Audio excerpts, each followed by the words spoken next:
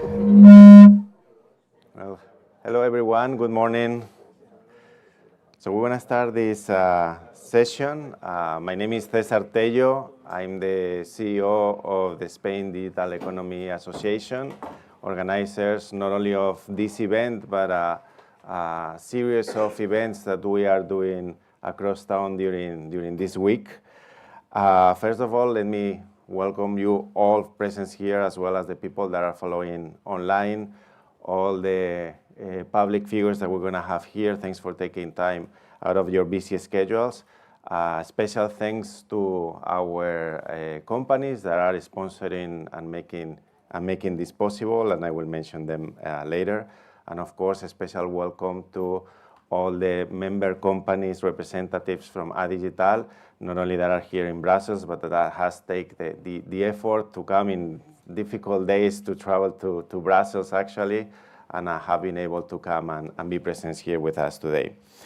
So we are organizing this conference in collaboration with our media partner EURACTIV, called Delivering on Economic Competitiveness, Digitalization as a Driver, and Investments as a Lever. We will focus on how strategic investments and digitalization can actually accelerate Europe's economic competitiveness and technological autonomy.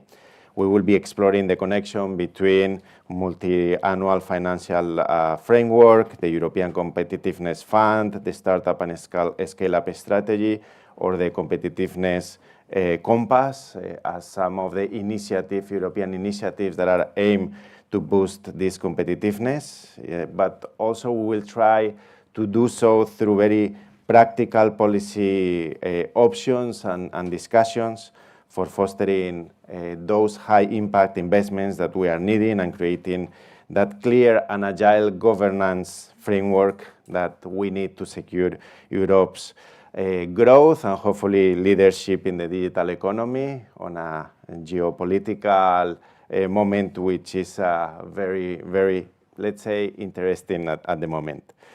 We know Europe is facing unprecedented challenges. The global competition, as I was saying, is accelerating emerging technologies and reshaping markets. Digital transformation is no longer optional. It is essential for economic resilience and strategic autonomy. And let me say, it is key also for all the SMEs. And let's not forget that most European countries have a very strong SME, especially a small business base, 99%, and some of them have a stronger middle market, but not Spain, for example, at least yet. So very important that this goes down all the way to the SMEs.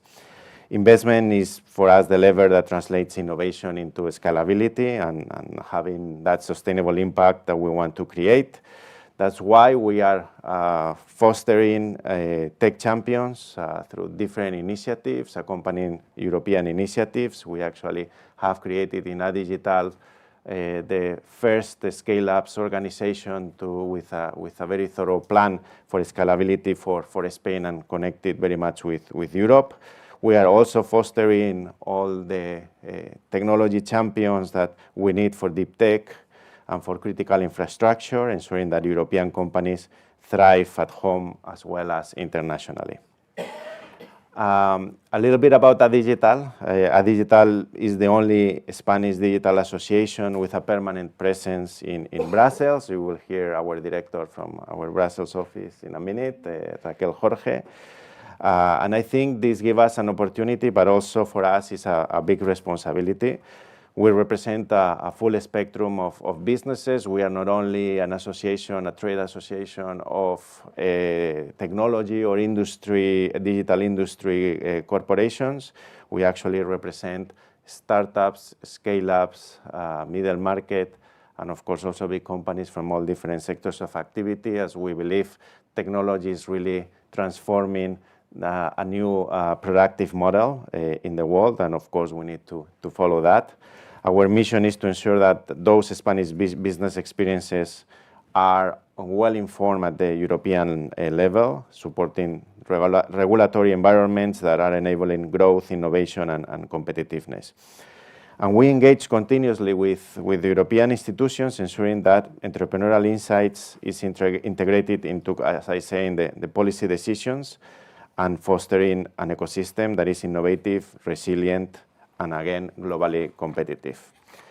A few spaces that we are occupying in Brussels. We are part of Digital Europe. We actually hold the vice chair of the working group on actual investments and innovation, and also the chair of the Executive Policy Advisory Committee. We have been vice chairs of the Internal Market Committee of Business Europe for 8 years in representation of the Spanish Federation of Enterprises. We are part of the board of directors of E-commerce Europe, which is present today here. And actually, I can say, Luca, co-founders, right? Co-founders of E-commerce Europe.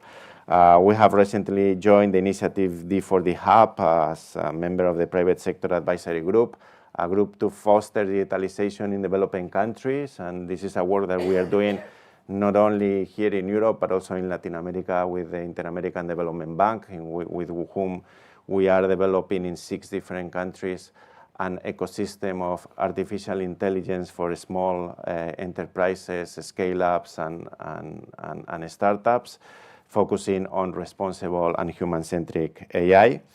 And all these engagements, I think, ensures that business perspectives help shape European policy and make that bridge so much needed, in our opinion, with Latin America. Also, a core element of our work that we have been actually presenting during this Spanish Digital Week is our Decalogue, that we have called Upholding the EU's Digital and Economic Agenda, Spain's Strategic Leadership.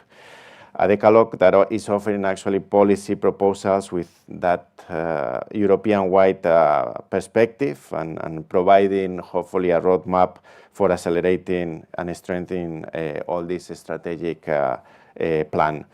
And we have in that decalogue, of course, 10 main objectives: balance competition policy with the need to scale in strategic sectors, achieve leadership in deep technologies such as AI, semiconductors, or quantum computing, treat cybersecurity as a foundation of competitiveness, foster scale-ups to become European champions, accelerate digitalization in strategic sectors with interoperable standards, strengthen connectivity as a driver of strategic autonomy, mobilize and align investments for maximum strategic impact, simplify regulation to unlock the digital single market, leverage the private sector to boost international tech partnerships, and last but not least, work towards the expansion of the European Competitiveness Laboratory so that we are able to pilot cross-border initiatives.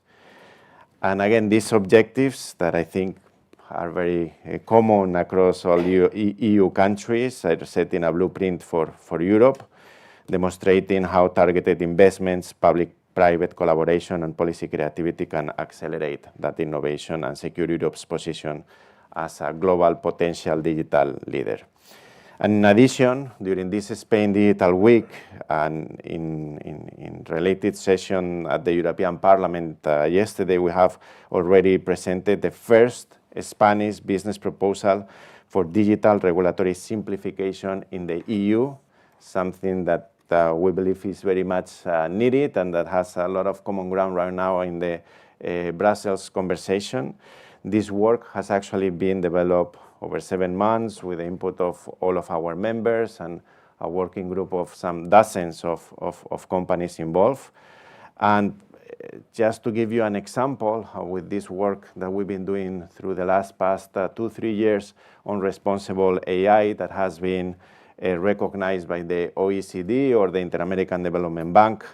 Also, the Commission's AI office has asked us for this document, and we are preparing some meetings to collaborate with them in this simplification that is also so much needed so that AI can bring all the impact that we want it for our competitiveness. So I'm going to finalize thanking our partners for this event, our sponsors, BBVA, always hard to say it in English, BBVA is in Spanish always for us in our mind, very important financial bank internationally, eDreams Odigeo Group, very important company in the tourist sector and e-commerce sector, Multiverse Computing, one of our leading companies now on quantum and AI internationally, Telefónica, our telco company from Spain, and Transparent Edge, a startup working on deep tech, on cybersecurity, on very innovative projects. So as you can see, these companies, from large multinational corporations to innovative startups, are also reflecting the diversity and dynamism of the European digital business, and in this case of the Spanish digital business, illustrating also how investment and digital transformation can really create impact and value, as we can see in these companies. So, ladies and gentlemen, Europe is at a pivotal moment. Investment decisions will determine our technological leadership, economic competitiveness, and strategic autonomy for decades. By combining digitalization with these strategic investments, Europe can really create a resilient, innovative ecosystem capable of competing globally and driving sustainable growth, as we all want. Adigital is proud to contribute to this effort, bringing experience, insight, and actionable proposals from the Spanish digital ecosystem to inform European policy. And this conference is an important step toward building a Europe that is innovative, investment-driven, and globally competitive. So together we can deliver concrete results that shape the future of the digital economy. Thank you very much.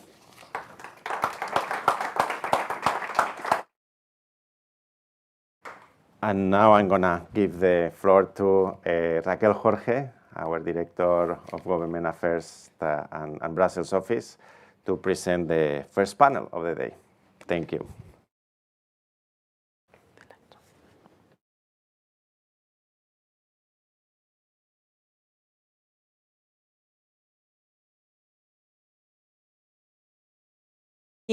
Thank you very much for all panelists to be here.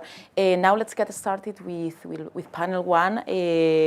Once this next slide is here, I'm inviting the following speakers for the panel one on investments. We have first of all Andreas Sinotai, which is the head of the Task Force on Startups and Scale-ups, as well as the head of Unit for Innovation Policy and Access to Finance at EURACTIV in the European Commission. Thank you, Andreas. Then we have Katinka Klaus-Datter Warsaw, which is the digital attaché from the Danish presidency to the Council of the European Union. Thank you very much. Then we have Vincent van Stinsel, which is the Director for Mandate Origination and Relationship Management at the European Investment Fund. Thank you. And then we have Alberto Gago, which is the head of the Office for Digital Spain 2030 and International Relations in the government of Spain. Today, as our Director General has said, we have two panels. The first panel is on investments and the role of all the investment programs that do exist currently at the European Union plus the Spanish ecosystem, on how we truly think and we truly believe that investments are one of the main lines of work to be much more deepened, much more strengthened during these new mandates by the European Commission in the coming years, because we have seen that in the last years there was a strong focus by the Commission on regulation, and we have as well this proposal, but investments have been acknowledged as a relevant issue that cannot be overlooked. And in the second panel will be about the role of digitalization as a driver for this economic competitiveness.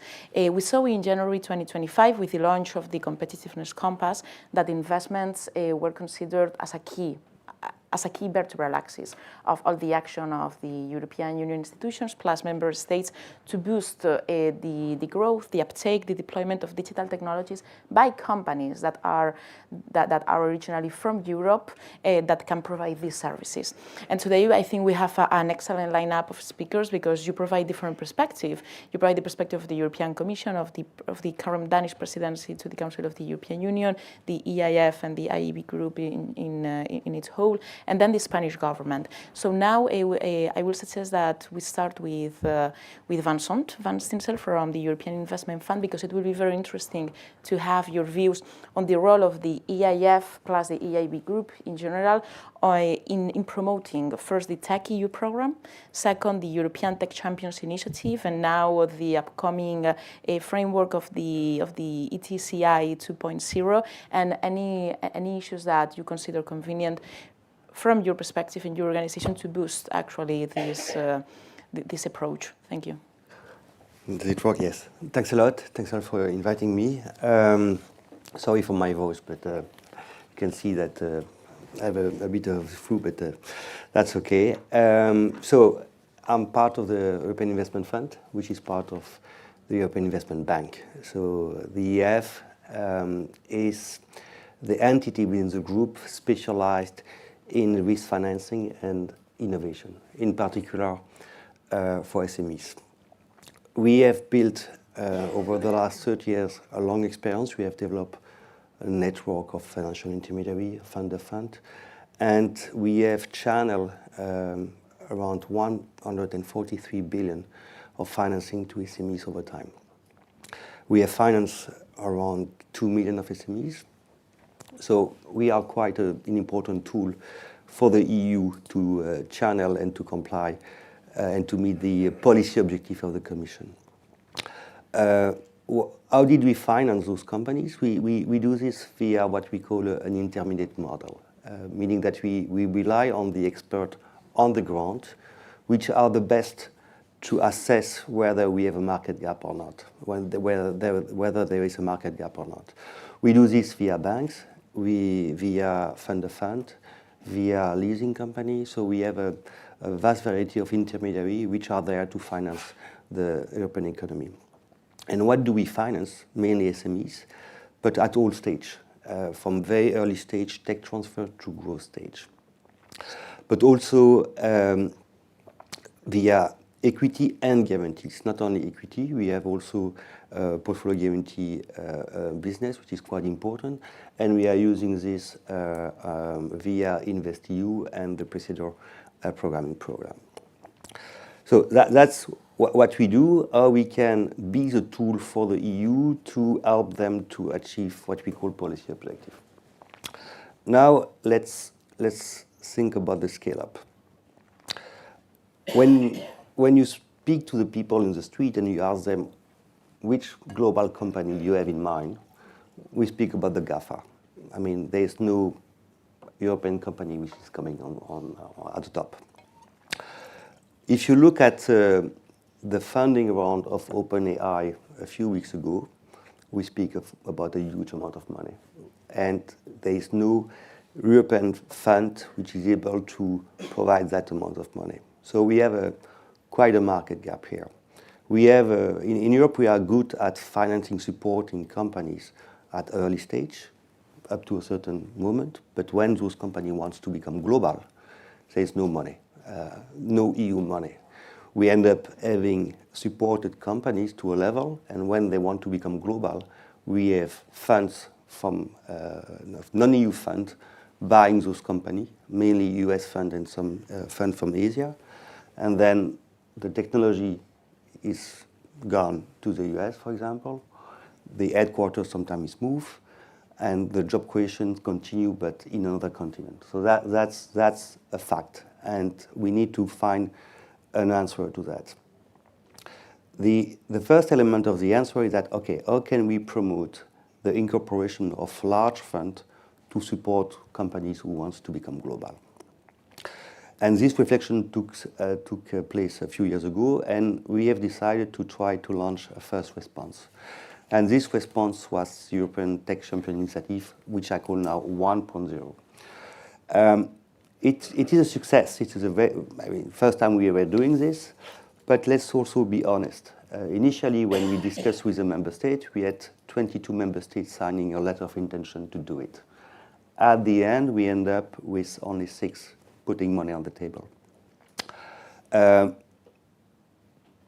initiative was sponsored by Germany and France. Other member states joined, so we end up with 6. We had Spain, Italy, Germany, France, Netherlands, and Belgium. It's an amount of 3.5 billion of money that we have put together, of course, with a contribution for the European Investment Bank Group. And the idea was to promote the incorporation of the fund having the ambition to fundraise more than 1 billion. This is a success, so we are deploying it quite well. So now we are almost done with the deployment. We have 12 funds signed already. Companies are being financed already. We had the first exit, so this is a success. But now we need to think about what's next. And if you look at what is happening, is the budgetary situation in Europe is not great. It's very difficult.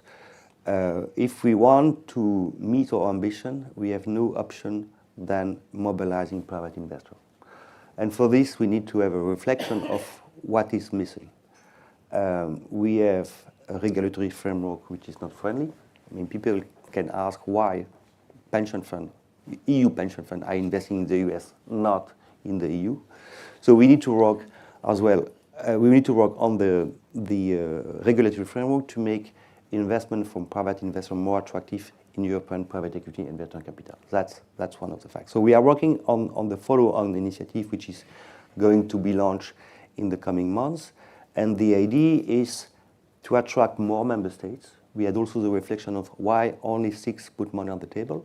And we realized that the member states who have contributed are the ones benefiting from this initiative directly. I mean, in Spain, in France, in Germany, in Belgium, Netherlands, Italy, the ecosystem is already ready to have some funds which an ambition to fundraise 1 billion. But what about the other member states? This means that the ecosystem is not mature enough in Central and Eastern Europe, for example, in the Nordics. So we need to try to address that market gap as well. So now the ETCI 2.0 will also be a bit more flexible. We will have a component which is called the Growth Initiative, which will support funds with the ambition to fundraise 300 million. So that we can also help the other part of Europe to develop their ecosystem, to reach at a certain point in time the ambition to have funds with a target size of 1 billion. This is what we are doing. Not easy because of the budgetary situation. Pension fund and insurance company are looking at this. So we think that the structure we are going to propose is something which is going to be attractive for them. And we hope to launch this initiative in the first part of next year. So that the idea is to make sure that we have a follow-on of the first initiative, because we have started the machine, we cannot stop it now. We need to make sure that the company we have supported, maybe they would need a second round of financing, and we need to make sure that, we can continue to support them. That's for the scale-up. But innovation require investment in all the stages of the economy. And within the European Investment Bank Group, we have understood this. And with the Commission and the different stakeholders, it is a pivotal moment. I think Cesar mentioned the word pivotal moment. It's true. We need to now boost the innovation in Europe. So TechEU is an initiative which aims at mobilizing 250 billion by 2017 to support innovation in Europe. And we have identified what we call the growth engine of Europe. We speak about deep tech, medical tech, space tech, but also, and this is also very important, cybersecurity and defense. it's an opportunity. We all know that the defense has been the driver of innovation in different countries. I will not mention the Silicon Valley. If you look at how Israel has become an important hub for the innovation and for the startup development, this is super important. So this is what we are doing. Why do we do this? Because it's a matter of having EU technology, sovereignty, also the defense, and creation of Europe, of employment in Europe going forward. If we want to make sure that we increase the competitivity, that we can compete with other continents such as Asia and the United States, we need to have our own technology and we need to be independent, not only for the defense, because it's obvious with what is happening around. We need also to have the infrastructure. I mean, we have heard that we now speak about having a war drone for the eastern flank. Okay, it's nice to have drones and war drones, so we need to have the technology, but also we need to be able to charge those drones. So we also need infrastructure. So all those elements are part of the TechEU, and the idea is to make sure that we put the basis and the path for an increased competitiveness of Europe in a global world for the moment. And I will stop here. Thank you very much. I think it's very interesting what you have said about the initial letter of intent by a concrete number of member states and the eventual contribution of just a few of them. I think this gives us a reflection on how we should at the national level across different member states to be boosting our own governments to support this European-wide approach to investments. Now let's go with Andreas Sinotai, because you are the head of the task force on startups and scale-ups, and as part of the strategy that you launched on Choose Europe for startups and scale-ups in May this year, you have a specific chapter or section on investments and finance. So I think it will be interesting to know what the concrete deliverables that you expect, that we expect from the Commission for you to deliver, and how we can contribute to it from the private sector. Great, thank you very much. Pleasure to be here. Indeed, so in May earlier this year, the Commission launched its first ever Startup and Scale-up Strategy with a very clear objective of making the EU the best place in the world for startups to start, scale-ups to scale, and also to remain and stay in the EU. And we have identified a number of obstacles which currently impede that. One of them is, as you rightly said, access to finance. Where we see also, as Vincent was saying, different obstacles, different lack of financing at different stages of the startup journey. One particular area where Europe is continuing to lag behind is really the risk finance part of financing startups and scale-ups. For that, we already have a number of instruments in place. The European Innovation Council is probably the most well-known, very much focusing on high-risk breakthrough deep tech innovation. But it's only as much as it can do under the current mandate, the current MFF, with approximately a budget of 10 billion euros, but only, let's say, about 3.5 billion of that is limited to actual investments, equity investments through the EIC fund into high-risk breakthrough technology companies, in particular also covering the digital area.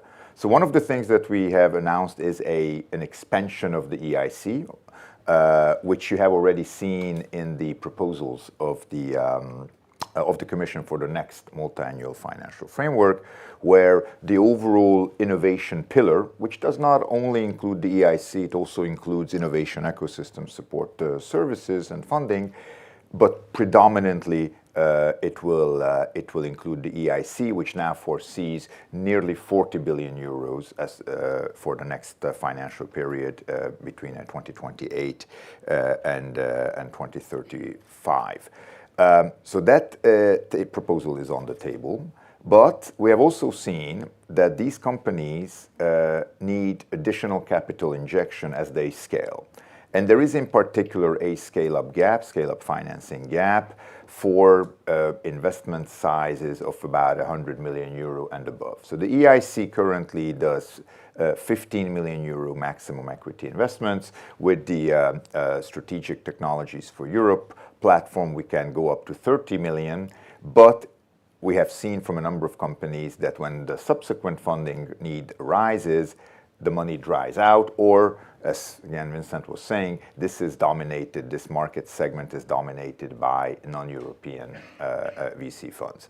So there is an intention to move very quickly to start fill this gap, not to wait until the next multi-annual financial framework, but to already set up early 2026 what we would call a Scale-up Europe fund, which would allow equity investments of above the currently existing 30 million euro limit, always as a minority investor and always together with a number of private investors.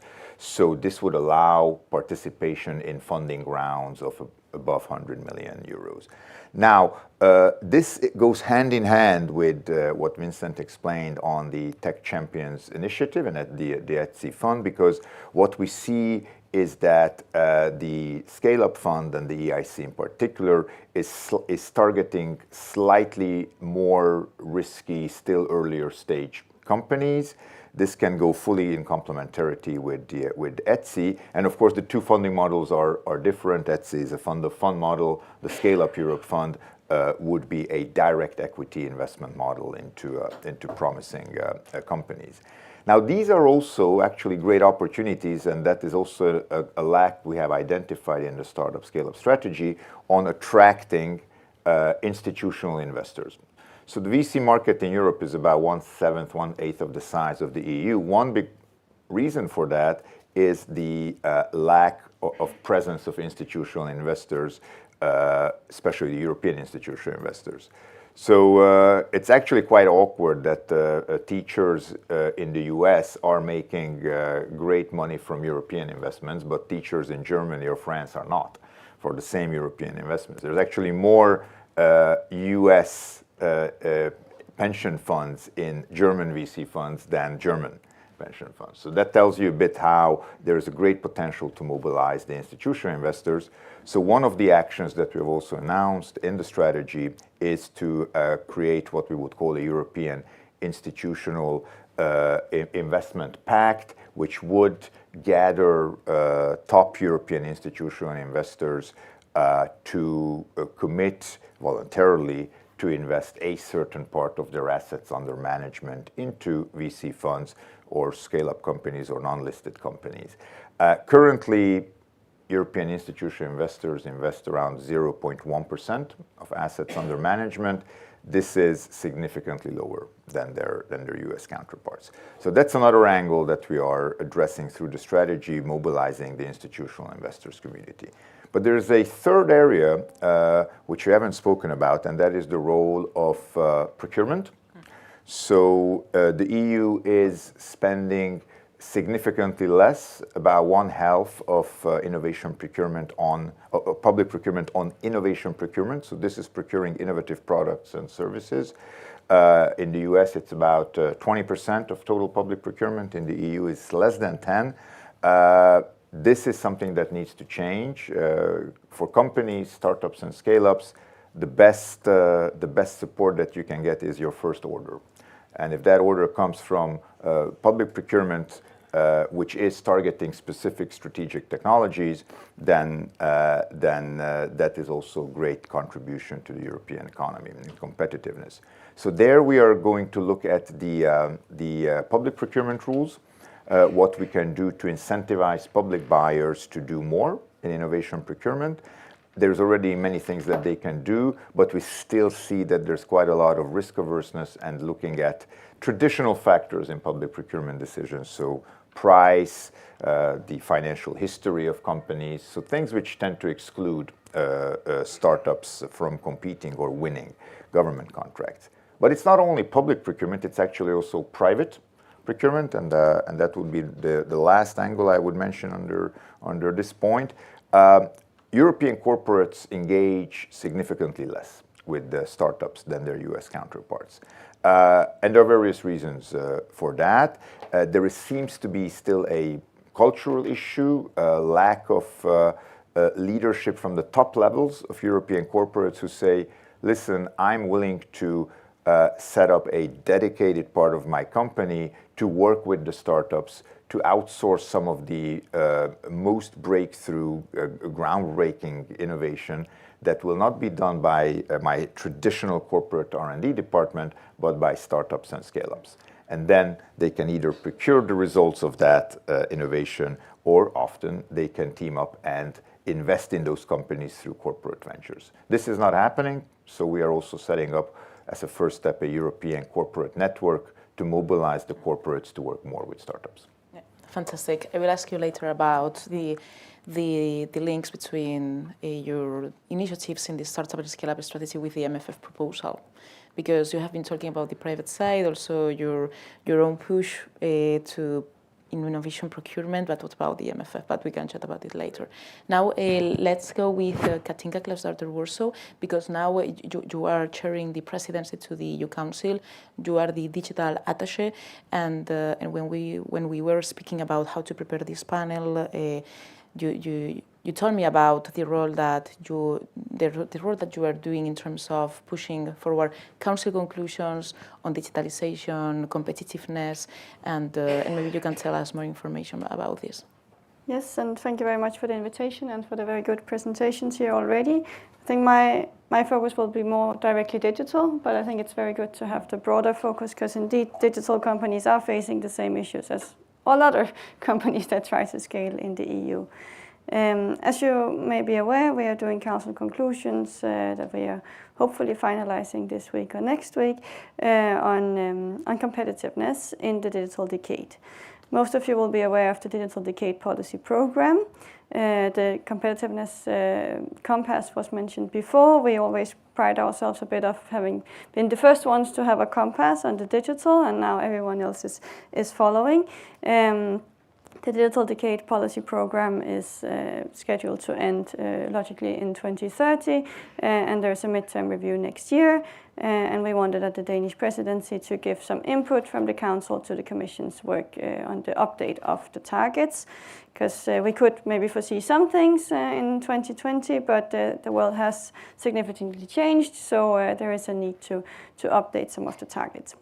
And then we have decided to focus more on the competitiveness part of the decade, because that is obviously also very important and really something where we as a presidency wanted to focus. We have several sections, but one of the main points is, of course, to underline digitalization as a driver for competitiveness. As Cesar also said, it's not a choice anymore, it's a must. And Draghi made that very clear, and many other studies also show this very clearly, that if you digitalize, you become more competitive. So we sort of handle that and underline that, and we also welcome the Apply AI strategy, which just came last week, which is really looking into that in terms of AI and applying AI to sectors where we can be world leaders. And then, of course, we have simplification. It was also mentioned before, and by several speakers now. We really need to be ambitious on the simplification agenda, and I think we have more or less the whole council behind us on that. We are elaborating a bit more on what we would like to see there, but we are looking forward to the digital package, of course, which will come in November, and we hope to see that being ambitious. And then we have a final section on digital sovereignty, which is a bit new to speak about in the context of the digital decade. But as was also mentioned before, if you want to be competitive, we also need to be looking at our sovereignty and our resilience. So we're going a bit deeper into that discussion and coming up with some general ideas of what is meant by that, and also what could be included, or the Commission at least should reflect on, to include in the Digital Decade Policy Program on this front. And we also outline a couple of technology areas where we find it particularly important to focus going forward. So I think we managed to get the Council a bit closer to each other on this front. As you know, before it has been a bit going in different directions. Of course, there are still different variations of how you see digital sovereignty, but I think we are getting closer to each other than we have been before. So I think that is at least one important step forward. And then I wanted to also briefly touch upon the ECF, which was mentioned before as well, the European Competitiveness Fund, where I'm responsible for negotiating the digital chapter, and we are drafting right now. And that is also an interesting exercise, and at least for sure the interplay with what you are doing here is super important. And we are of course very happy to see a digital chapter first of all, and also a digital chapter which quite a big budget. But of course, there are always things to be negotiated and polished, and we are working on that right now. So also any input from your side to that is very welcomed. We are really in the drafting phase now. I think all your points have been very interesting, but I will highlight the latest one that you did on the European Competitiveness Fund, because actually one of the topics that we are following very closely on our own at Adigital, but also in different associations we belong to, is this list of proposals that have been made on the IPSAs, important projects for common European interest, and the greater participation that the Commission has proposed for the Commission to participate much closer in the IPSAs, plus the reference to the top potential scheme for European preference. I think this relates very much to this issue of investment and how the final result of this initial proposal on European preference scheme would look like in 2 years' time. And now let's go with Alberto Gago, but I would like, as we have 20 minutes left, I would like to invite people to start thinking about the comments, questions that you may have. And also we have Slido with the hashtag digital competitiveness, and you can also make comments and questions here with this hashtag. Alberto, over to you. Yeah. Hello everyone. Thank you Adigital and EURACTIV for inviting me to this panel. I'm going to go back in time to 2020 because I think it's important that we also realize that all this policy, European policy on startups and scale-ups has not started with this mandate, but with the previous one, and also in many cases with the ambition of countries like Portugal or Spain in the previous mandate. I would like to recall the political declaration during the Portuguese presidency, where we adopted 8 standards in order to become startup nations of excellence in the world. 8 standards that related to how to create a company, how to sell your stock options, how to facilitate the creation of that company with frameworks that are conducive of the challenges that are mainly faced by startups and scale-ups. That led to the creation of an entity that is called the Europe Startup Nation Alliance, that is doing at the moment a scoreboard of how member states are, let's say, adapting their frameworks, the legislative and also investment frameworks towards those standards.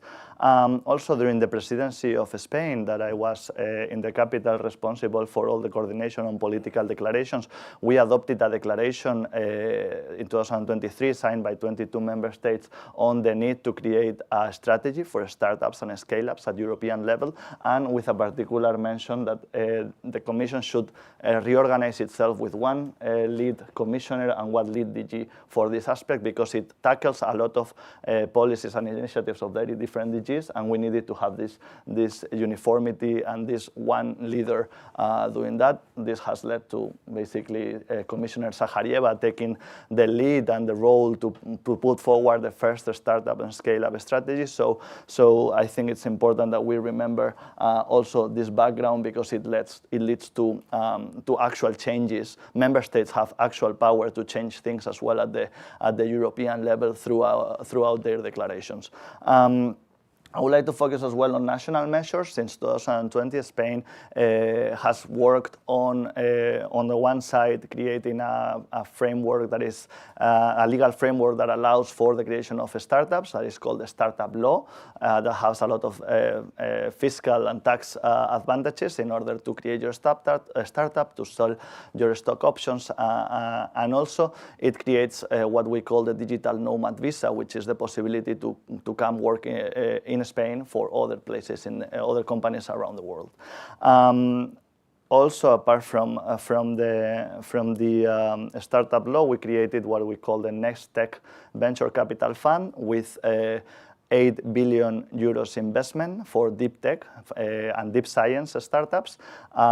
This scale-up fund, this venture capital fund, what it intended is to create enough a market with enough capital investment in Spain in order to be able to flow money into startups. We created with this fund 3 different funds where we were the silent investor. It worked in a way that you create a fund and you decide that you invest 100 million euros in startups in Spain, and then we put another 100 million, and then you finally have a fund of 200 million for investments in in Spanish startups. But what we realize is this is tackling a particular barrier, a particular challenge of scale-ups at mid-growth, but we needed as well measures in the seed stage, but also in the exit stage. For the seed stage, we have CEDETI, which is an innovation agency in Spain, but also ENISA, which is another startup agency in Spain, dependent of the Ministry of Science and the Ministry of Industry, which have funded more than 7,000 projects, startup projects at seed stage that led to later on for this to become startups. And what we realize as well on the exit stage is that, okay, we have the seed, the scale, but what happens when they are big enough in order to to get to the exit strategies, to a stock market, or it happens that in many cases they are bought by foreign companies from the US, from other parts of the world, and that's why we started negotiating with the European Investment Fund, the European Tech Champions Initiative. Spain was one of the lead investors in this initiative. We committed to invest 1 billion euro. With a first disbursement of 600 or 700, I think it was, in 2023, and this led to ensuring that startups in Spain, but also in the European Union, have different options to get venture capital investment at the different stages of their growth. It's important with all these measures that we have put forward in Spain and the European Union. I have already some data that puts Spain at a very advanced situation with regards to other ecosystems in the European Union, because we are the third biggest ecosystem for startups in terms of value in the European Union, but we are also the second ecosystem that grows faster in the European Union as well. The number of startups has increased 38% in comparison to last year, and it has created almost 30,000 jobs, which means that, I mean, startups is not only creation of economic value, but it's also creation of jobs for us. The European Digital Decade report that was published in June already highlighted that we had 13 unicorns in Spain, but the latest data from Deal Room says that we already have 18 unicorns in our country. And according to the European Startup Nation Alliance and the scoreboard that they are actually doing, Spain is the second best entrepreneurial ecosystem in the European Union. The one thing that was very interesting for us to realize is also the number of startups that are created. With the new startup law, you need to register your startup in order to be able to benefit from all the tax exemptions and other beneficial measures for your startup. And we have realized that in the last 2 years that the startup is already effective, the startup law is already effective, or more than 1,655 startups have been certified by the Spanish institutions. So this allows us to keep a track of how startups are created, what are their needs, and how to support them forward. Also, we have like a particular data which has a record investment in Spain of 3.1 billion euros of investments in 2024 in Spanish startups. So it means that all these measures that we are taking, we are putting in motion both at the Spanish level but also at European level, they actually happen to work. And then we need to continue this path.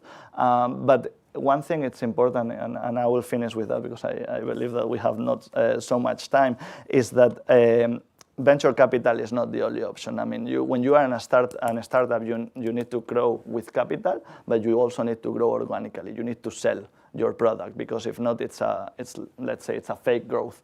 And for that, we need to ensure that we put measures in place that allow startups to sell, not only to the public sector, which is one of the first buyers of products in the economy, but also in the private sector. In this regard, I think it's important what the Commission is reflecting on, which is the public procurement rules. We need to make these rules more flexible so that the public sector can be that driver for creating a bigger market share for our startups, but also we need to talk with the private sector. The private sector has an important role to play in all these policies. It's not only the fact that they need to buy more European, they need to work more into increasing their budgets for R&D and talk to startups and see how the solutions of startups can create new business models or new business avenues for big companies in our region.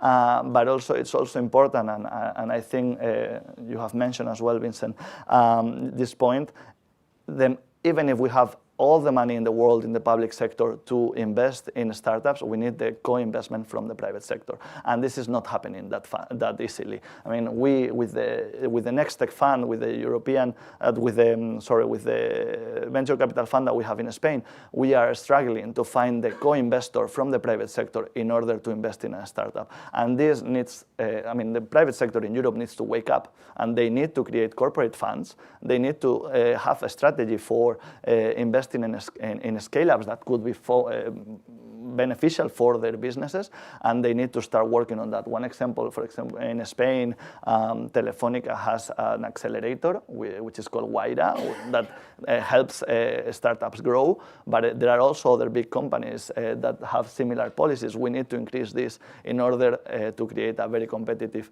economy in the European Union. Okay, thank you very much. So as we have 10 minutes left, because all the speakers are here for the second panel, now let's move to the part of questions and answers. We have here 4 questions from Slido. I see that no one has raised their hand here, so I will start sharing these questions to you. So the first one is from Tony Shortall. He says, for Vincent, even if I think that everyone can reply, what is the failure rate of the startup scale-up firms that were financed? How do those rates compare to economy-wide norms? Then we have Christine Hedstrom from the Swedish Agency for Economic and Regional Growth. Question to all. How can we ensure that the Competitiveness Fund enables risk-taking? Then we have a question from Kalman Deseri. What does the US and China do better than Europe in supporting startups and SMEs? What can Europe learn from the practice of these other 2 countries? And then we have a question from Rajan Shadha. Could you please tell us what criteria is applied to fund startup, given majority of startups have no revenue? You don't need to reply to each question. It's just share them because we have only 10 minutes. I think we can start with maybe Vincent. Okay. You can take the first question and any question. I can repeat them. You mean on the failure? The first question was there. I mean, if you look at ETCR 1.0, we are just at the beginning. We speak about companies which are originating revenues because those ones are willing to scale up. So the investment period is 5 to 7 years. So we now support the fund. They are selecting the companies. So as of today, we don't have any default. We will see afterwards. But typically, when you invest in scale-up, those companies have already a level of maturity, which I mean, and also innovative ideas. So the level of default rate is typically low. And when you have a default, it's a technical default because the company is typically waiting for a second or third round of financing to continue to grow. So I hope this answers the question. Okay. Maybe as for the European Competitiveness Fund's question, maybe I can try. I think what is very interesting with the European Competitiveness Fund is that we now bring together, I think it's 14 funds into one. So it should be easier for private companies to go there and figure out what to do. That is sort of the public part of it, but then it also integrates much more the EIB and that angle that we know from InvestEU, which has been very successful and builds on that. And I think the whole way the fund is structured, that you can use different tools within the different windows across the board. It's not, here it's only loans, here it's only something else. You can look at the project and use different tools. That flexibility, I think, is really important. And then, building on the what we know from InvestEU and doing that much more, I think is really a change and really an interesting way forward to indeed get the private investors on board. And if you have the European Investment Bank and the Commission putting their name on it, then maybe there's also a bit more trust to actually do it. That's the hope, I guess. And complement on this, the InvestEU is a very interesting toolbox.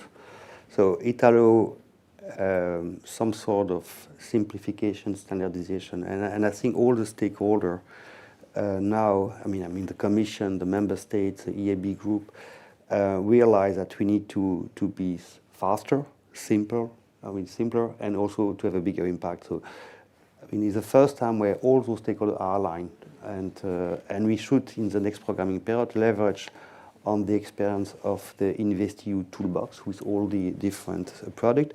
But it was the first toolbox, and we can still improve the toolbox. We have a governance which can be perceived as heavy. We need to improve the time to market. We need to work on those elements to have a bigger impact very quickly and to maximize the limited budgetary resources as well. Yes. I just would like to say one thing with the European Competitiveness Fund. We need to highlight or to identify those that could be unicorns in the future. And we need to see them in the European Union and ensure that investment flows into them. For example, in Spain, we have done that with one company that is called Multiverse, with almost 60 million euros that the government has invested together with private investors because that company, for example, what it does, it compresses AI models thanks to quantum principles, and that creates a benefit in terms of how you process AI, and then when you ask questions to the model, and it's also green, so it consumes less energy. We need to find this important potential unicorns in Denmark, in Spain, in France, in all the European Union, also in Greece, in Slovenia, because there are companies that if you get this fund to deliver the necessary investment in order for them to grow, then we might be able to get into the next wave of innovation and compete in the technological race globally. Yeah, actually, your point relates very much to the last two questions on which criteria is needed for public investors to give public money into startups, because startups, indeed, as you have all said, and you also, Andras, their very nature as a startup is to have failures from a financial perspective, at least at the very beginning, because they are taking risks. So from your perspective, which lessons could we take, if any, because maybe you consider that we don't need to take lessons from any other regions, but which lessons could we take from any other experiences worldwide from any country? Well, I would point to three, maybe, especially if we compare the European startup scale-up landscape to the US. One is obviously the investment pie and the risk financing landscape, which is, I explained, very, very different. So that's one thing. The mobilization of private investors, institutional investors, is one thing that we can certainly do better. The other one is procurement, both public and private procurement. But third, let's not forget about the regulatory framework. That one of the main reasons, and we will have a highly interesting report that we did together with the EIB on the reasons of relocation of companies, to be published in hopefully in a matter of days or weeks, which will showcase that one of the main reasons for companies relocating is not the lack of access to financing. It's actually the ability to scale up quickly because of the the genuine single market in the US. So that's one thing that we have also identified in the Startup Scale-Up Strategy with the 28th regime, which we plan to come out with in the Commission at the same time as the Innovation Act next first quarter of 2026, which should create a single digital, easy-to-use form for corporates to establish and scale in the EU. Yeah, no, fantastic. I think that we are only 1 minute left, so this is fantastic because we have compiled different perspectives respecting the timing. I will just like to reflect on two single points. First, we are talking about investments and also the European Competitiveness Fund. The European Competitiveness Fund in itself sets out a number of priorities, but here there are two challenges. First, priority setting. We cannot invest into all digital technologies, and we cannot invest, unfortunately, into all companies which have different sizes, have different portfolios, and have as well different relationships in terms of shareholders and other types and other different types of factors. So we need to prioritize the technologies. Currently, we have this economic security strategy from 2023, which sets out a list of 10 critical technologies: biotechnologies, semiconductors, AI, quantum technologies as the main 4 or the most critical technologies from this list of 10 technologies. But we need to prioritize because it's true that in terms of investment, the reality of public and private investments is unequal between these technologies. You have the case of semiconductors. Semiconductors now, most actors in Europe are R&D organizations. We have 2, 3, 4, 5 companies in Europe which are leading some of the main critical stages of the supply chain, such as ASML, for example, or IMEC in terms of R&D, but we don't still have a complete value chain of European companies pushing forward in the semiconductor area. In the case of biotechnologies, the biotechnology industry in Europe is highly complete and highly effective. The issue here is that private investments do not flow as easily as it may flow in other areas, such as AI. In the case of AI, we have the issue of, I have always heard about, from people saying that we should have a generalist AI, but maybe the question is whether we should focus much more on specialized AI models for concrete sectors, such as healthcare, which is one of the core elements of our welfare systems in Europe, or maybe other areas such as defense, which is with this incremental context of defense in Europe. So this reflection on these specialized AI models. And my final point will be on quantum, because in quantum we have seen that public investments are putting much more money into this area. But even if there are private investments into quantum, they are not being as effective as it was expected in the beginning. So I think that when it comes down to investments, we need to consider all the frameworks that our panelists have shared, and also put the resources to prioritize and to focus on concrete areas, concrete technologies that we want actually to have in Europe, indeed in collaboration with third partners. And second, how we do want to do those investments, because it's not only about giving investments, it's about investing in those stages within the value chain where we may have our technologies and where we can partner up on unequal terms with third partners. So for me, this will be the takeaway from this panel. And now we are moving to the second panel. I ask you to stay here because we will put a transition video and our speakers will come here. But thank you very much to you all. Thank you.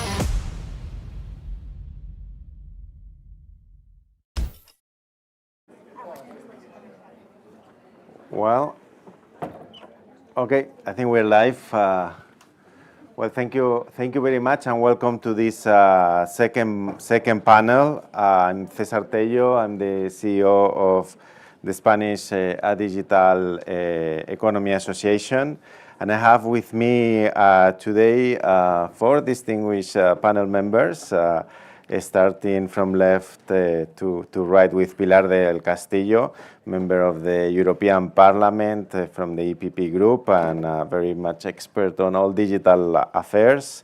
Then we have Renata Nicolai, Deputy Director General of DG Connect at the European Commission, and also involved in a lot of the policy making in digital that we have been seeing and that we are still to see in the next years.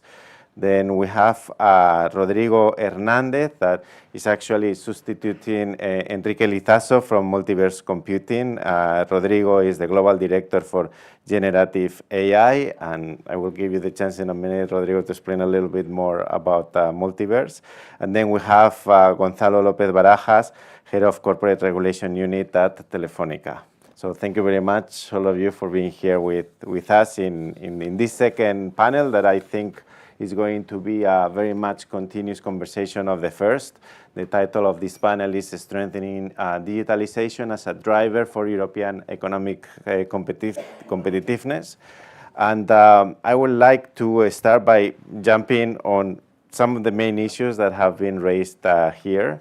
According to the European Commission 2025 State of the Digital Decade report that was mentioned earlier also on the other panel, EU member states have committed a little bit under 300 billion euros towards digital transformation initiatives. That's a little bit over 1% of EU GDP, nothing compared with the 5% defense GDP that we are talking about. But of course, digital is much more transversal, so I would like also to see your view on how digital is affecting much more than these pure digital initiatives.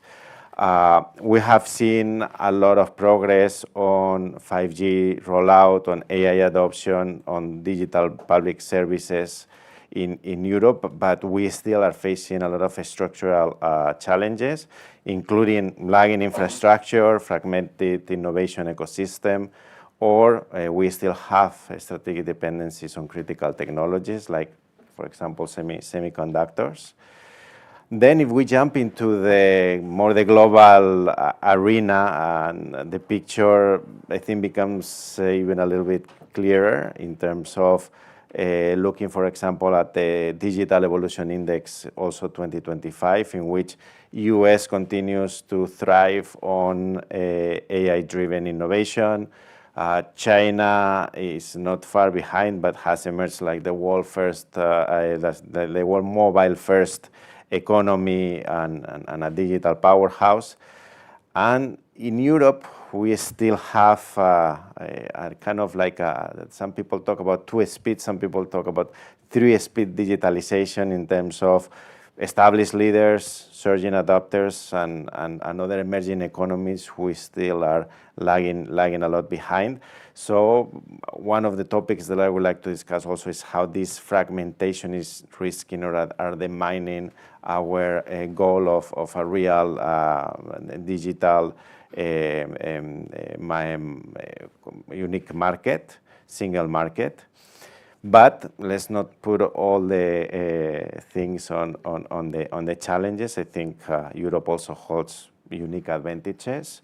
I think we all here believe that we are leading globally in digital inclusion and trust, that we have a value-based innovation model, that we are very grounded in something as important as privacy, sustainability, or talking about AI, that human-centric, responsible AI. And I would like also to hear from you during this conversation if this is compelling enough as an alternative to the market-driven US or the state-driven Chinese approach. And also some of the initiatives that have been mentioned and that some of you are involved in, like the European Tech Champions Initiative, the Competitiveness Compass, and so on. How is this groundwork for a more agile and sovereign and innovation-driven digital economy can really put us, if it can, in the same maturity level as the rest of our global competitors. So with this kind of context that I have laid out, I would love for you to start by talking from, well, we have also the more regulatory policy public size, but also the private size from big corporation perspective, and also from a scale-up future unicorn, as everybody's saying, like multiverse perspective. So I think it could be a very good overview of collaboration in public and private views. But let's start with you, with Pilar, talking a little bit about that EU current position in this global digital race and your view on all this, please. First of all, thank you very much for having this opportunity. I think it is a very timely panel. I mean, we have last quarter, which is absolutely occupied space that from the perspective of the Commission and, of course, of Parliament, immediately later for digital things that are forthcoming this last quarter 2025 extremely important. Since we have such an overview, I will try to reduce a little bit because if you say digital, you say everything. You know, now is so we have to try to draw some kind of scope because if not, it's impossible. Well, first of all, I must say some very general, let's say, ideas like we know all, but I think it's interesting to highlight this. No, I would like to start in that sense by saying that we stand a truly seminal moment. We are aware that transformation has the potential, digital transformation for Europe, be competitive or not be, across every industry. Digital technology are reshaping the way they create value. And so we are in a really critical moment. I mean, it's a moment to be or to be not. I mean, it's not less than that, no? But the true driver of competitiveness will not happen by chance, but by choice.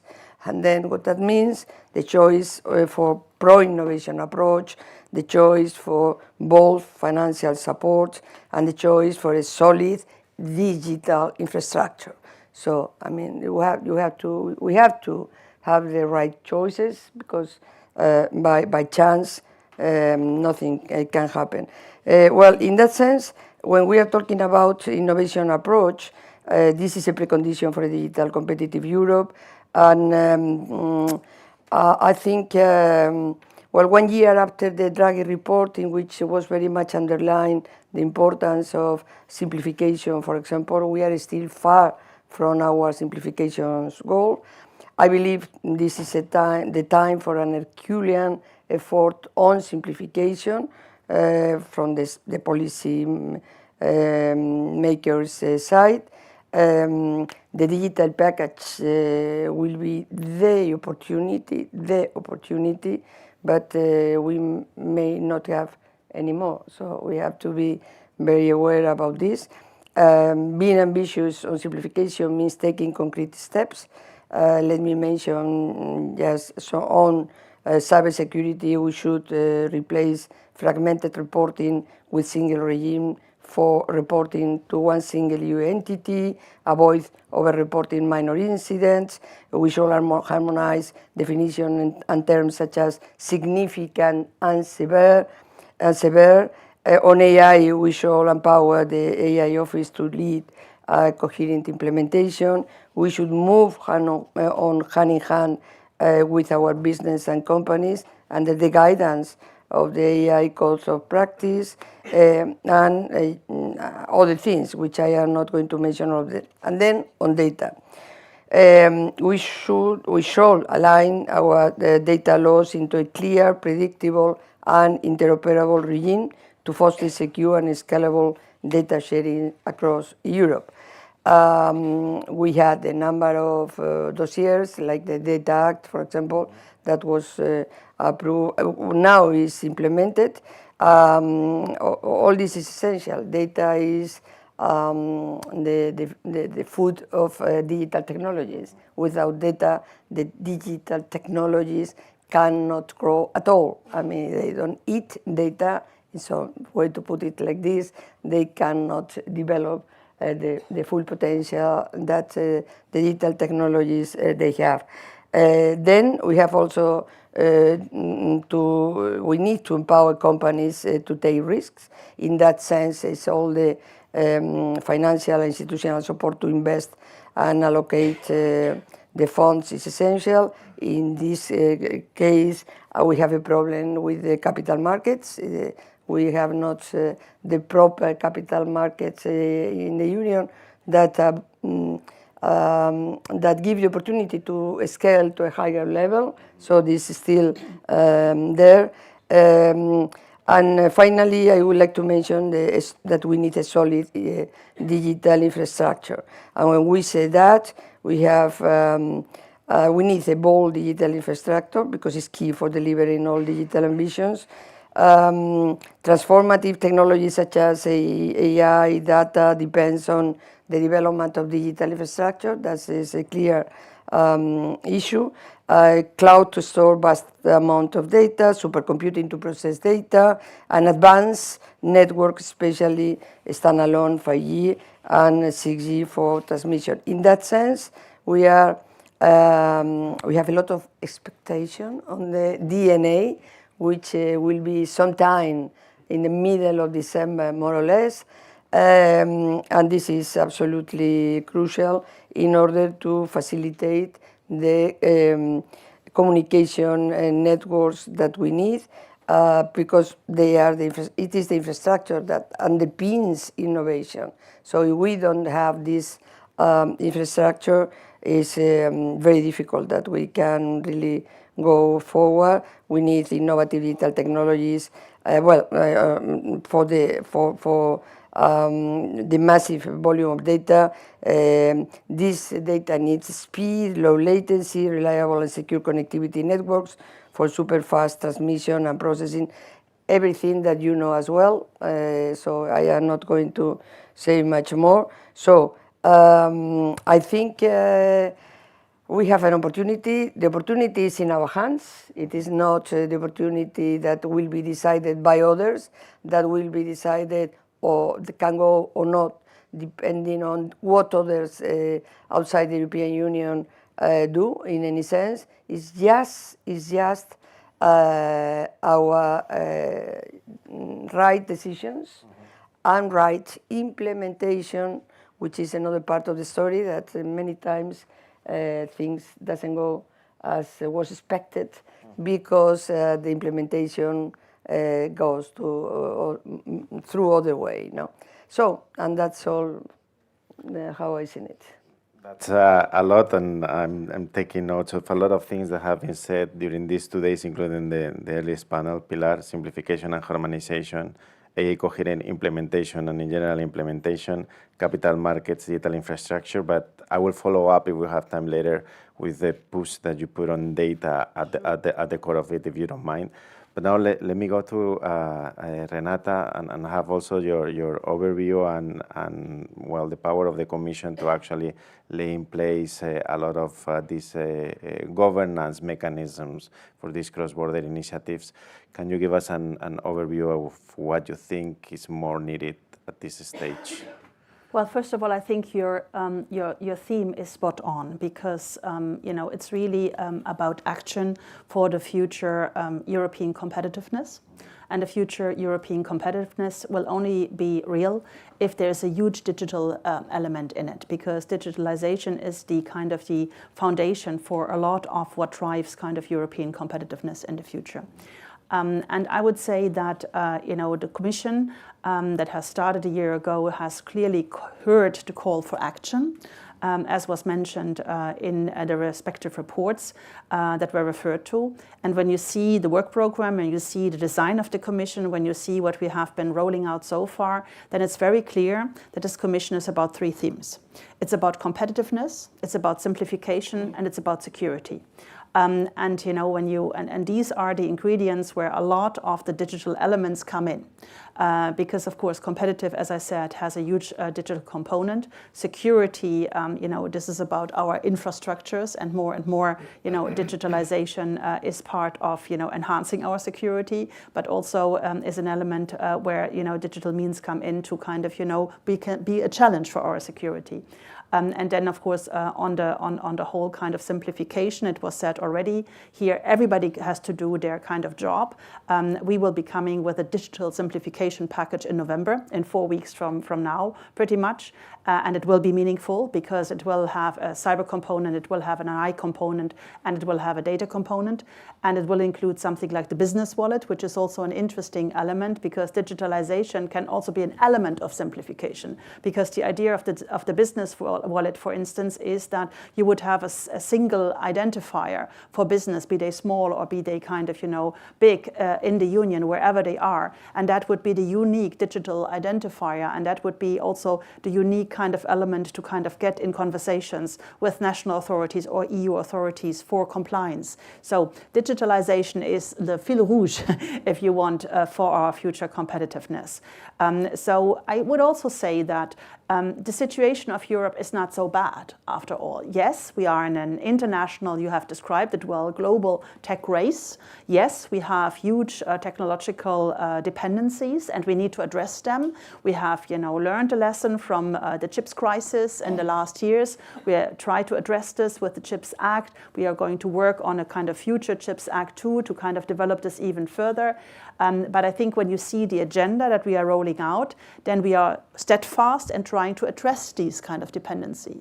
And let me give you a couple of examples. When you look at AI, AI is definitely the transformative kind of technological development that we are seeing, and where honestly the race is still ongoing and the jury is still out. What role kind of Europe can play in this? And when you see what we've been rolling out, using kind of also the elements that we have, we've been very smart in using the supercomputing power that we established together, more for research purposes in the past, but now kind of adapting it accordingly so that it can be the hook for the startups to actually go and use that computing power that is so nicely spread all over the EU to actually train their models. We have by now 19 AI factories. That's their aim, to bring the startups to that computing system so that they don't have to go elsewhere. They can start their models and train their models here.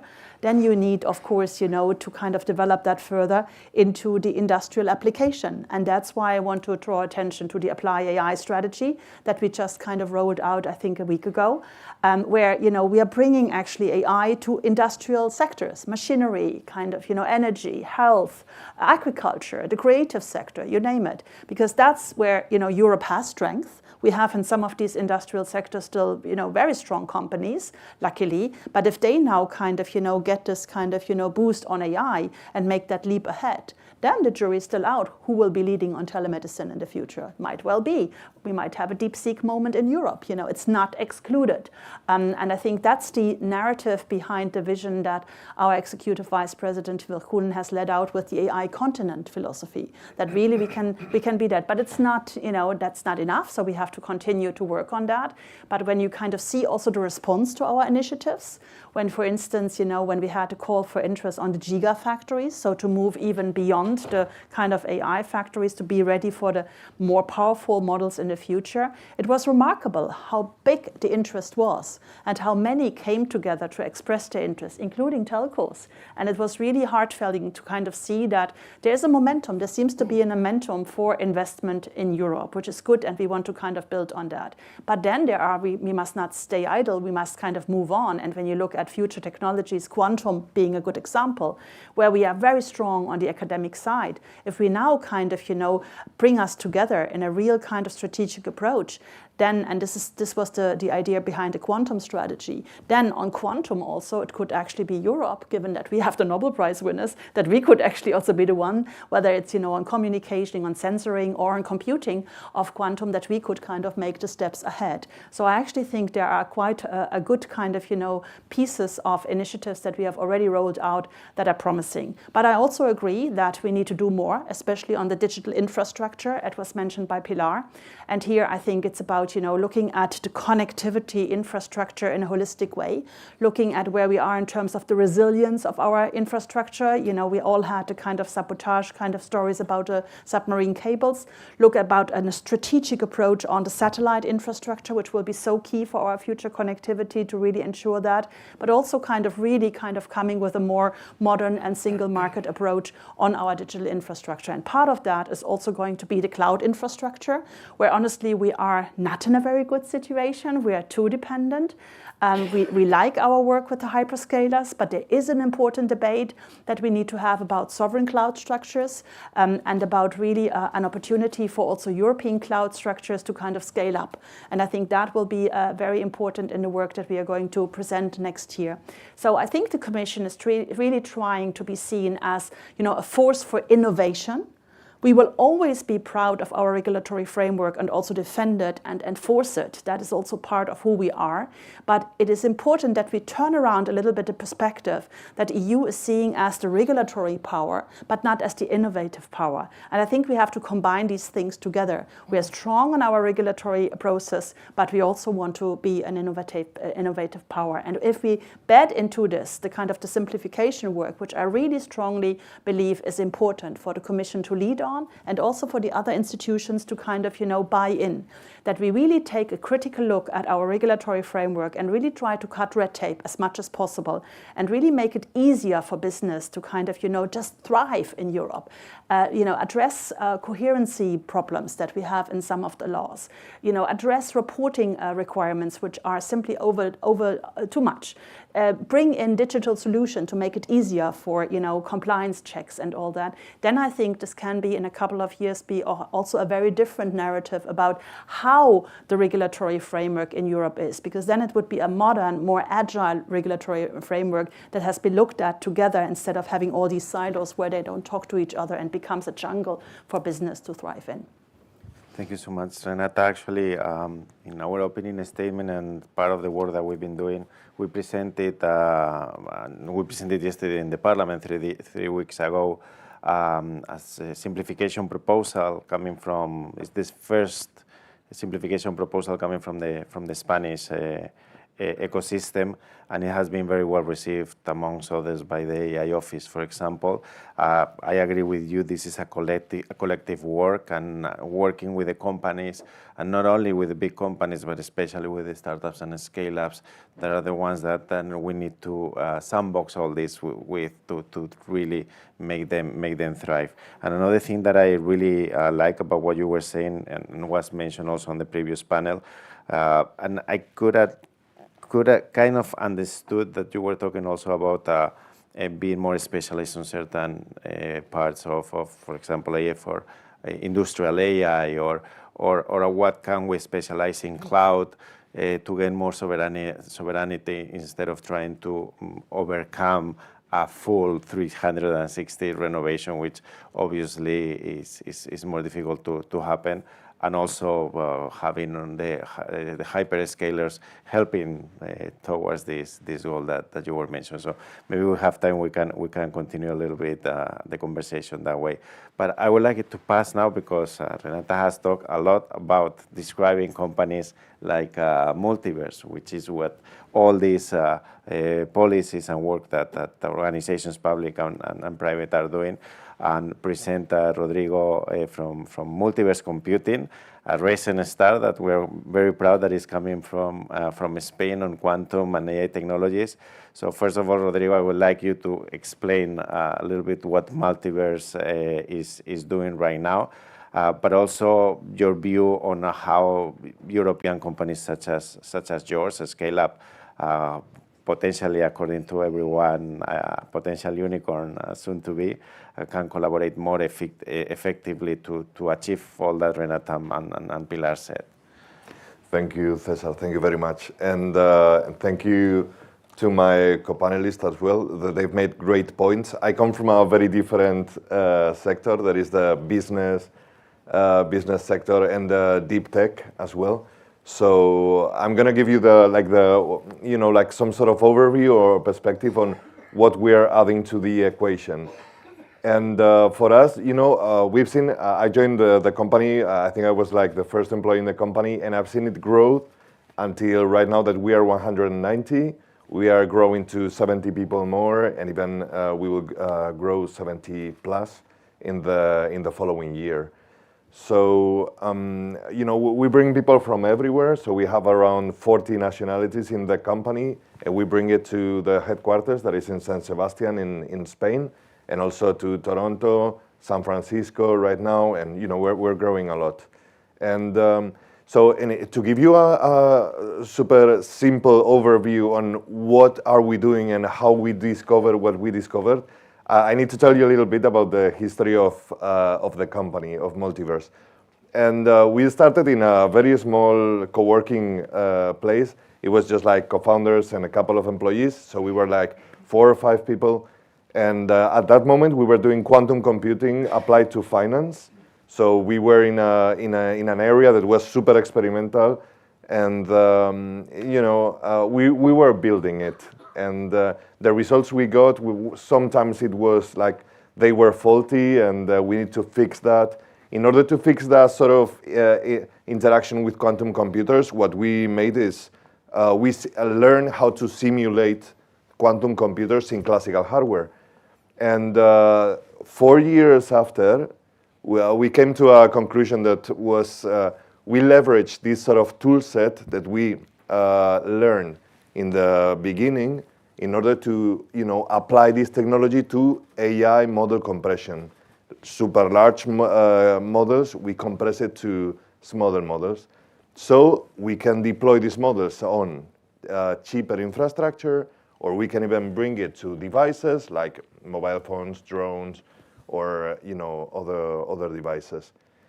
So right now what we can do is lower the cost and be super competitive with hyperscalers, for instance. So right now we have deployed an API for inference for models like open source models like Llama or Mistral. And what we can do is, as we lower the size, we can compete in costs with major players like AWS, Google, Microsoft Azure, and so on and so forth.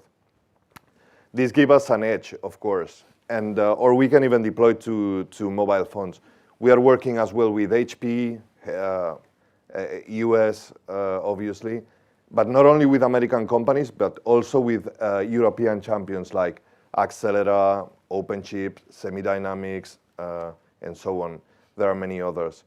And then we are very much involved with our partners in Telefonica in the initiative of gigafactories and large data centers in Europe. So, I've given you like a brief overview on where we are. We are working with semiconductors. We brought the technology from quantum, and right now we found our spot, our sweet spot that is in the AI optimization. So we enable green AI, in terms of lowering the consumption, and we enable as well deployment of small data centers for the electric infrastructure across Europe. So there are different things that we are working at the minute, and I think this technology that we are developing right now, as it was born in the quantum field, it's very, let's say, it's not super easy to get to the same tool set that we have. So I think we have an edge right now with different, other companies, like I said, hyperscalers or other AI companies. So this is where we come from. I think we have right now an edge. So I'm completely aligned with my co-panelists. We need to leverage the technology advantage that we have in order to be competitive. And this is actually what we're doing. So I agree that we are living in a unique moment. We have an opportunity with a unique technology, and it's our responsibility to bring it to the next level and to be at the forefront of the competition. Thank you, Rodrigo. And as I mentioned, a poster child of everything that you're saying. So I would like you to think for the last question, what would you need from us in order to stay here, to keep innovating here, to grow here, and to become that European tech champion that we want you to become, and not other place tech champion, because a tech champion you're going to become for sure with what you're doing. So congratulations. So thank you very much. And I just want to say, of course. I just want to say something before. What we need to be in the region is, we've already got so much support from the institutions and from the government in Spain, sovereign funds, Italy, EIC. We have so much support from the beginning that it's always been a pleasure to still be in the European Union, pushing really hard to get the leadership. Thank you, Rodrigo. And lastly, Gonzalo, and I think it was a good choice to have you there, because critical infrastructures, partners. Can you round up why we need to keep investing, why is connectivity infrastructures are so critical for all this strategy to actually make sense. So, well, as you said, digital infrastructure is critical for Europe and for competitiveness. So I think in order to assess where we're going, it's relevant to understand where we are now, where is the European market.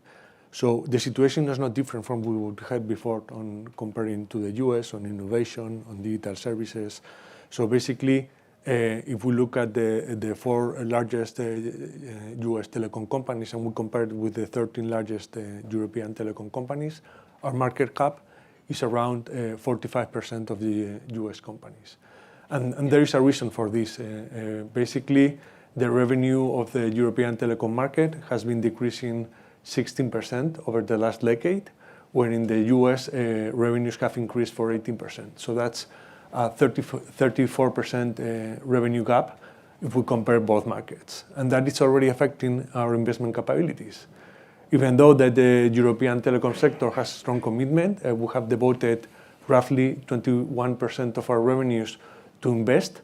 That compares to a commitment from the US much lower, which is around 13%. But due to this difference in revenue performance, what we see when we translate this investment commitment into the numbers, into the absolute numbers, what we see is that Europe, we have been investing around 120 euros per inhabitant, and in the US, the investment has been around 220 euros per inhabitant, and it's already affecting to the networks that we are enjoying in Europe. And the best proxy to the quality of the networks is download speed. So basically, the download speed that we have in fixed is around 40% lower than the one that we have in the US. And in mobile, it's around 30% lower. So what we see here is that we have basically two problems. We have a scale problem, because basically we're not able to commit and to go ahead with the investment needed. And what we see is that, for example, in the US, they have 4 mobile network operators, while in Europe, we have around more than 40% mobile network operators. So scale is really a problem. And then we also have an investment problem. We have an investment gap. The European Commission highlighted there is a 200 billion investment gap in order to meet the digital connectivity targets. But it's not only this gap. We're already behind our partners in the US. So if we extrapolate the current investment trends for the next 10 years, we will see Europe lagging behind, and our networks will be in a second or a third tier level. So in order to address that, what we see is that we have also a regulatory challenge. We need to have a competition approach that fosters companies to scale up. So the Commission has already launched a consultation, and that has been closed on the review of the merger guidelines. And we expect by 2027 to have some new merger guidelines that will address the scale problem of this industry in general. But additionally, on the regulatory side, we need a new regulation that fosters investments and that fosters innovation. And that, we already have the Digital Network Act proposal that, as Pilar mentioned, is going to be presented by the Commission by December this year. And it has been a long way to get up to here. So we have been working very strongly for over 40 years, and we have been cooperating strongly with DG Connect. We have seen a strong commitment from DG Connect and from Renate Nicolai, from the Deputy Director General, to foster a regulatory framework that really addresses the challenges and sets a very high ambition on the regulatory reform that will be presented. But what we have seen lately is that this great ambition has been somehow lower. We are concerned because we see that probably due to external pressure, what we have seen already with the US and EU trade agreements, we see that the ambition has been lowered, and we are concerned that we might end up with a Digital Network Act proposal that is not really addressing the challenges of the sector. So from our point of view, it would be better not to have a DNA that will be the regulatory framework that will be governing the telecom sector for the next 10 years, that is just tweaking some of the regulation. So if that's the case, we would prefer not to have a new DNA. We would prefer to wait for the right time and to have a DNA when we are ready and to develop an ambitious reform. So we are highly confident that the Commission will step up to the responsibility, that they will set their ambitions to remain very high, and it's a joint responsibility of all. It's not just the Commission. We also need the European Parliament to foster this new approach, to be collaborative with all. And then we have here, of course, Pilar, who is very knowledgeable of the digital issues, and he has been very active. So we are also very confident that she will have a relevant drive to push for this new Digital Network Act that will be providing the regulatory approach that the sector is needed. And just a couple of examples on the things that we are concerned about. For example, privacy. We expected that we would have a framework that would be simplified. So after the review of the e-privacy framework was taken down, that process that lasted 7 years because the e-privacy directive was outdated, what we expected was to have a derogation of the e-privacy, and then the telecom sector be subject to a horizontal regulatory framework. But now it seems that including the derogation of the e-privacy within the DNA might put at risk the DNA, so it might be a longer process in order to have a change in the privacy. Also, if we look, for example, at the pan-European wholesale access product, I think this is a proposal from the Commission that the whole European telecom sector has been opposing. We think that it adds an additional layer, of complexity of regulation of a service that it's not needed, and when we see no market failure. So we think that those are two examples of where we would like to see a more, I would say, a strong commitment and a higher ambition from the policy reform of the DNA. Thank you. Thank you, Gonzalo. We still have about 5-7 minutes. So we're going to open the floor for questions. As you know, we have this app Slido that I think we can put on the screens as well for the people here. And that the hashtag is digital competitiveness is there on the screens. So I have here my tablet waiting for questions if you have, either at home or here. Let's see if anything comes in. Let's give a few seconds.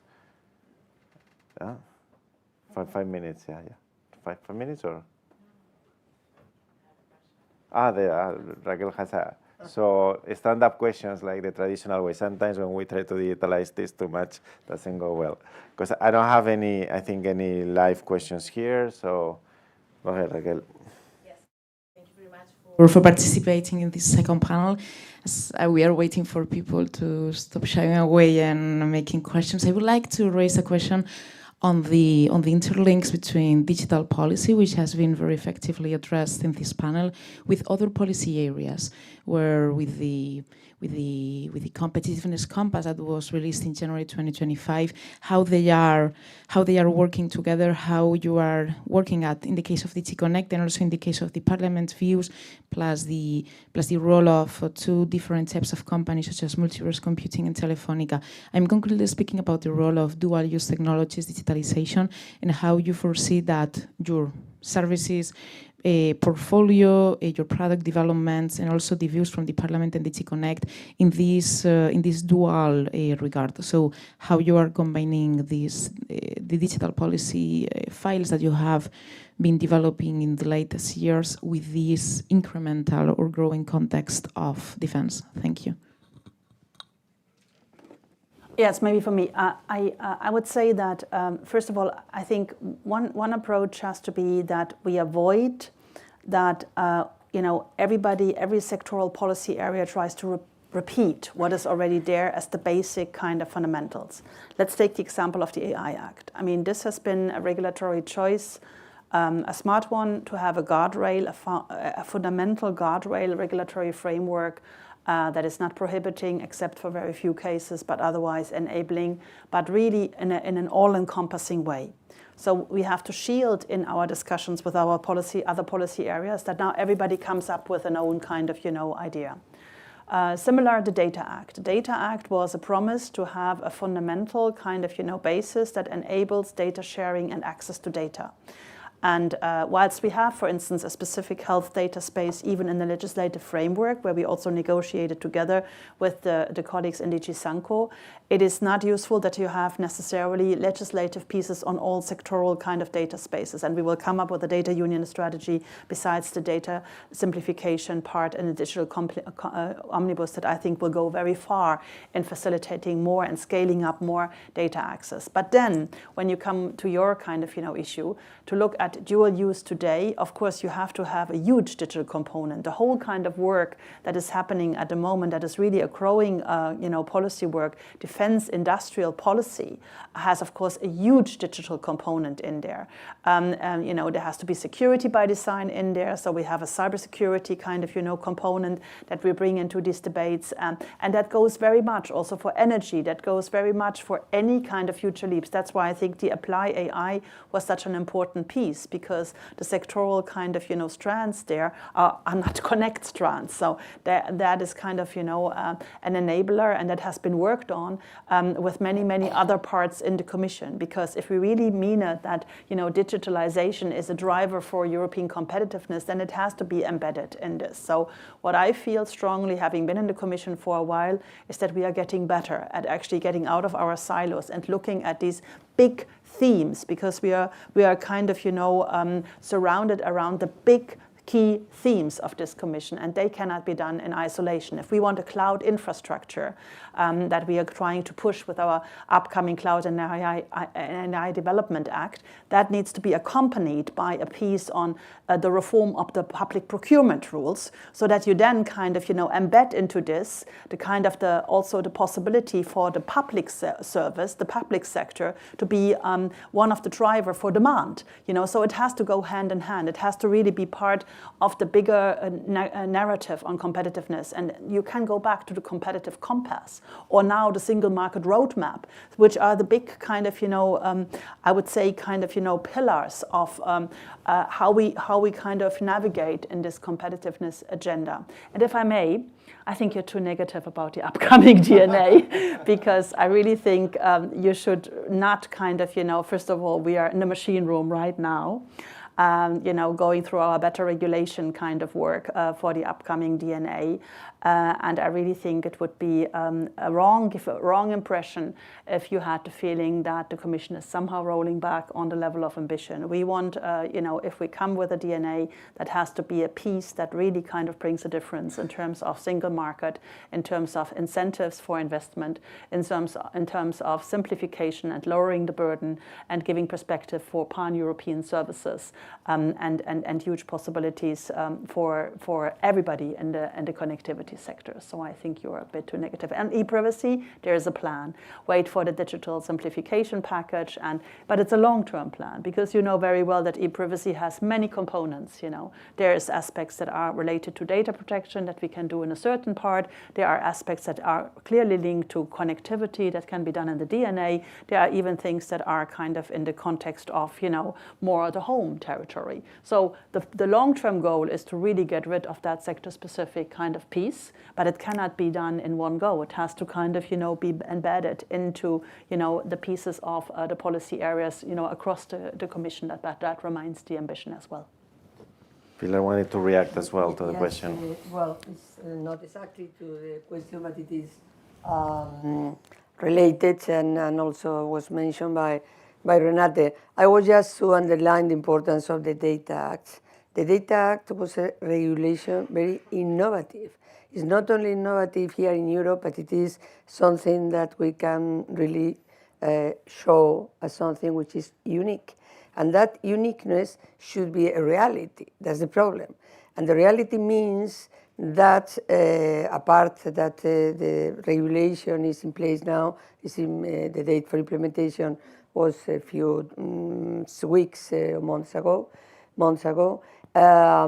The idea it was to create a data markets in the industrial sector. The industry, it is still our main competitiveness asset at global level. We don't have another. I mean, this is real, what Europe has in terms of global competitiveness. What is? It is all those industry related, all those industries that mostly in the manufacturing sector, mostly in the automotive sector, if you want to say that, it is like that. And we need this instrument to really develop. One of the problems we have, and Renate knows very well, is that for some sectors, like the automotive industry, we need a landing regulation that gives the possibility to apply the data market. I think it's amazing what we can get in terms of innovation once you have access as a consumer of any kind of device to the data that you produce with the device, with the machine, being automotive or being a refrigerator or whatever it is. This is amazing. Created data market at the European level in the industrial sector will give us an excellent and very innovative way for go further in innovation. So we need the landing. Well, thank you very much. We have more than a question. I think it's a comment, just one. So I'm going to lay it up and let you react just for 30 seconds, just if you want.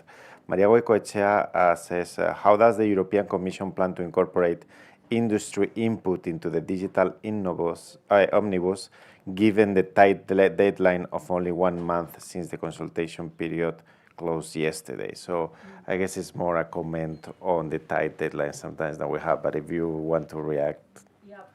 We did, however, I know the public consultation was now short, but that was not the only thing that we did. We had on the 3 components of the digital omnibus, the cyber component, the data component, the AI component, we had dedicated public consultations. So for the data union strategy, we had a public consultation. On the AI we had a public consultation in the roll-up of the Apply AI strategy. And on cyber as well, because we are also revising the Cybersecurity Act. So it's not the first time that we are talking about these 3 issues. And then we decided to still, call for evidence for the digital omnibus. On top of that, we had dedicated kind of sectoral reality check rounds, we called them, to just kind of get a little bit closer, building on what we learned from the public consultation to some of the kind of impediments that were reported to us. And on top of that, our executive vice president had 2 implementation dialogue, one with the data and one on cyber. So I frankly believe that we have quite a good knowledge of the things. And be also aware that as every commissioner and executive vice president, but our executive vice president, Madame Verkunen, has even said it in her hearing, we will also start, when we roll out digital omnibus, we will start the digital fitness check of our entire digital acquis. So there will be another occasion to comment publicly, because that will be a public consultation about the entire acquis that we have in a digital field.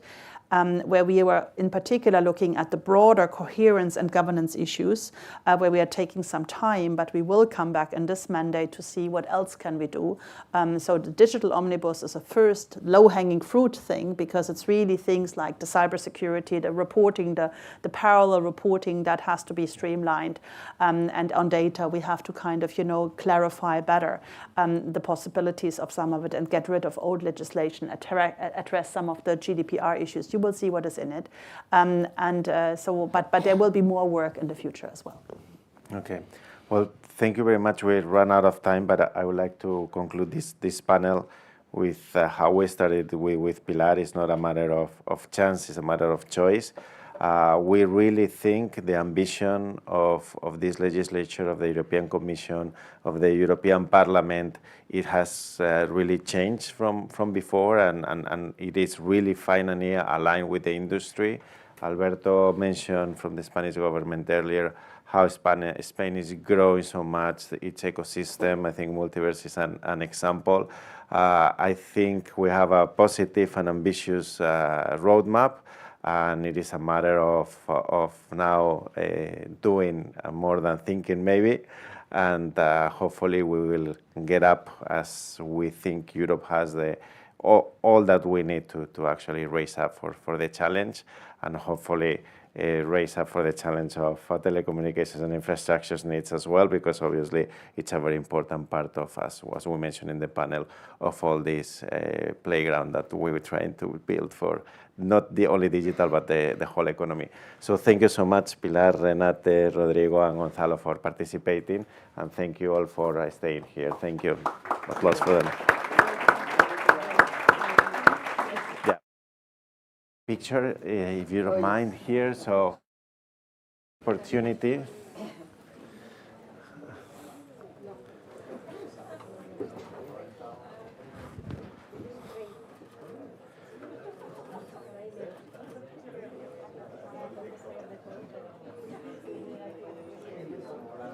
Thank you so much.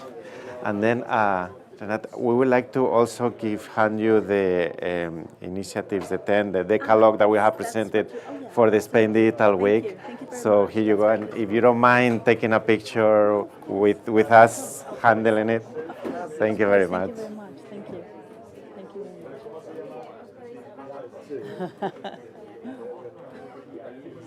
Thank you very much. Thank you so much. Very interesting, really, everything that you both said.